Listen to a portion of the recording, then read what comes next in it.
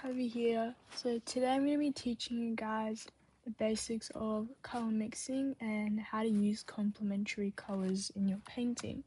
So let's get right to it. So the materials you need for today is paint. So the colors you will need are red, yellow and blue, some water to mix, mixing palette knife, and even if you don't have that you can just use a normal paintbrush, an old rag, a palette and a piece of paper.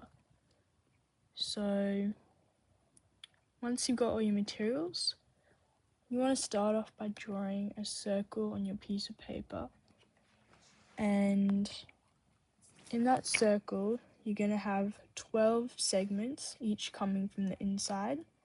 Try to make them as even as possible, but it's fine if they're not. And then you also want to have an outer ring. So once you've done that, you're going to label 3 of those segments red, yellow and blue. So these colors, red, yellow and blue, are your primary colors. So red, yellow and blue, they just exist as they are. They don't need any other colors to make them. They're just straight from the tube, straight hues.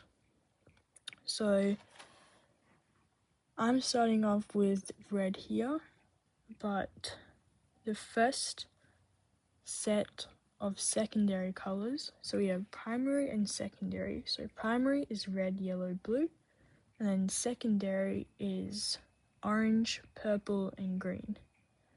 So I'm starting off with my straight red from the tube on my red section, and then I've also started mixing orange, which is just a straight amount of red and yellow, and putting it in not right next to red, but 2 away from it, as you can see there. And the reason that I'm doing this is because the orange is not red orange, this is just normal orange. But now I'm making red orange, which is orange with a slight bit of red in it. And I'm starting to mix these colors, but you can see here how they're pretty much all connected. So you have the red primary, the red orange, and then the orange. Now I'm working on the yellow orange, so it's just the same color, but you're adding a bit more of a hue to it to make it more lighter or darker, redder, more yellow, whatever it is. So now I'm moving on to straight yellow, and feel free to pause the video at any time if you need more time to work on it. So then we have the blue straight from the tube, making sure you're wiping off your materials as you go to prevent them from mixing together, because that can make it colors murky. So then a straight amount of red and blue makes purple, and purple is one of your secondary colors, and that's going straight in the middle there between blue and red, because an equal part of red and an equal part of blue makes purple.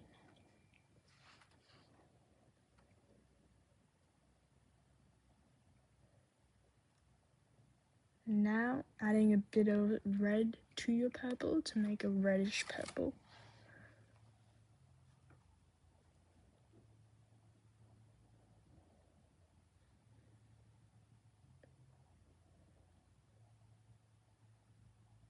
And I've also gone ahead and done the bluish purple, so that's just adding blue to your purple. So you can start to see on the outer ring there's a bit of a gradient going on, so the colors look similar to each other, but they're slightly different, and that's a good thing. That's the whole point of this, is to get different colors and see how you can mix your own colors. So now I'm going in with an equal part of yellow and blue to make green, and that's going right between yellow and blue on the outer ring.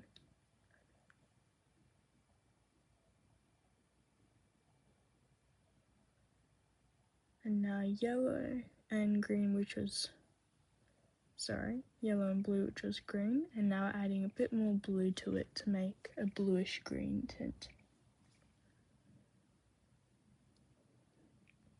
And you can see the colours that are closer to blue are more bluish, whereas the colours closer to yellow will be more yellowy. As I'm making it now, the yellow-green, which is green with a bit of yellow added to it.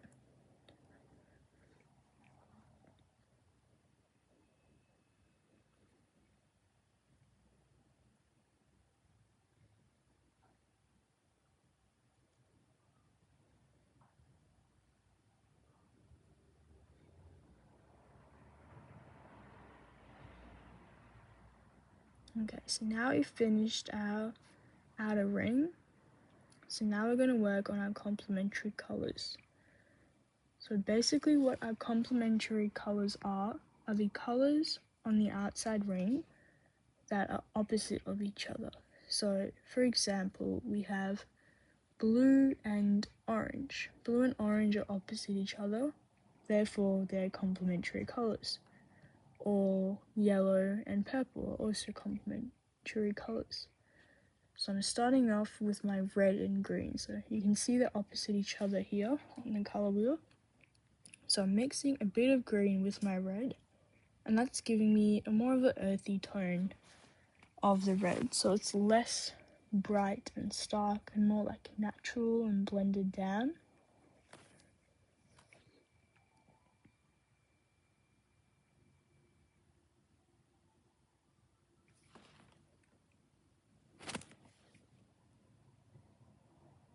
And now I'm doing the same with the other side, green with a bit of red in it. And using these opposite colours together really create a more natural look. And I think it's useful in any painting to be doing this because the more complementary colours you use gives you more depth and more shades in your painting, which will help certain colours stand out as well. So now I'm going in with the blue and orange, blue and reddish orange actually.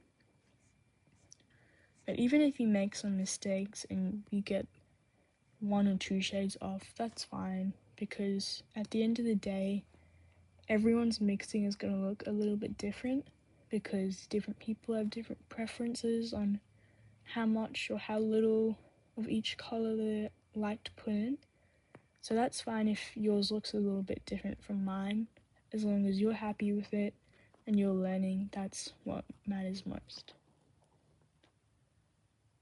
So you're just going in around the colour wheel and you just keep adding a little bit of the opposite colour onto whichever colour that you chose. So for yellow, I'm adding a bit of purple.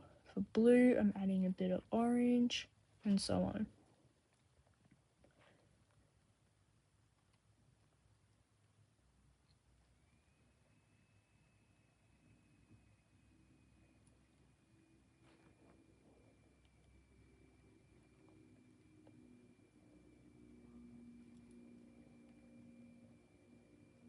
Now I'm mixing the purple with the yellowish green.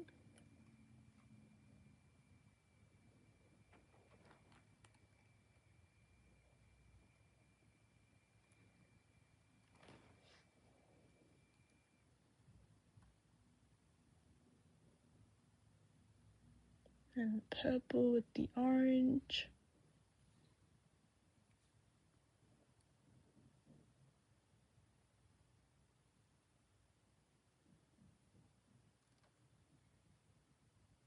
And you can see the colours become a lot more natural looking, which actually gives it a really nice shade.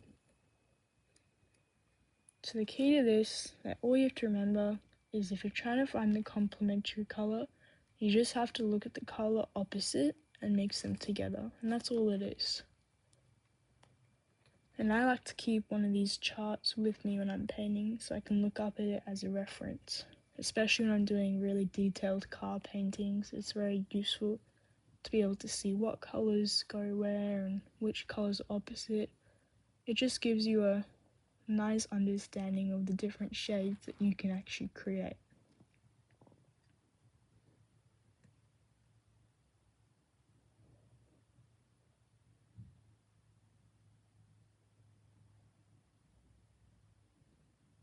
Now I'm going with another blue and orange. I think this time it's the orange that's more the straight orange, and then the blue that's a bit of a purplish blue.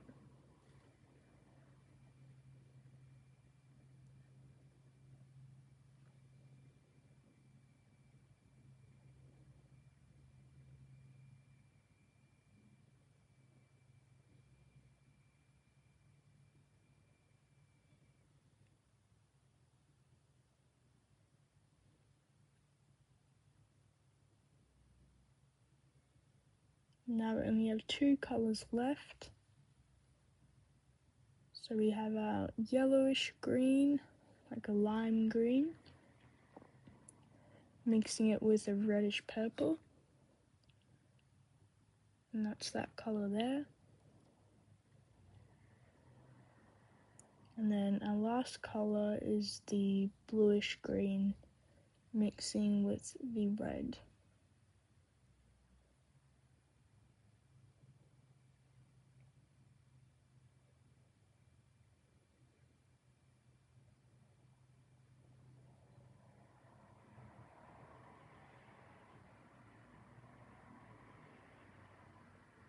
And that is the last color in the color wheel. So all our complementary colors are finished, and there you go. That's Haxu colors and complementary colors. So thank you very much for listening, and I hope this video is helpful for you.